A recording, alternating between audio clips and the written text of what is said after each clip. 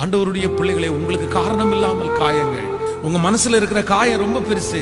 அந்த காயத்துக்கு நீங்க ஒரு தப்புமே நீங்க பண்ணல.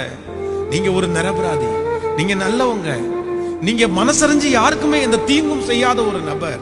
உங்களுடைய இருதயம் அப்படியே வெளிப்புறமான இருதயம். ஆனா நான் நம்புறேன், நீங்க இன்னைக்கு காயப்பட்டு நிற்கிறதுக்கு வேற எதுவுமே காரணம் இல்ல.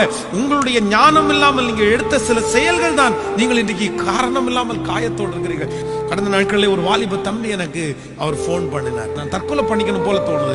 நான் ரொம்ப ஒரு 6 வருஷமா ஒரு பொண்ணை நேசித்தேன். திடீர்னு அந்த பொண்ணு இப்ப போன் எடுக்கல, என்கிட்ட பேச மாட்டேங்கிறான். பேசும்போதே அப்படியே போன்ல கேட்கிற கண்ணீர் விட்டு அழுறாரு. கொஞ்ச நேரம் எல்லாத்தையுமே நான் கேட்டுட்டேன். நான் சொல்றதை நீ கேட்பியாமா அப்படின்னு கேட்டேன். ஆனா சொல்லுங்க, நீங்க என்ன சொன்னா நான் கேட்கிறானே அப்படின்னு.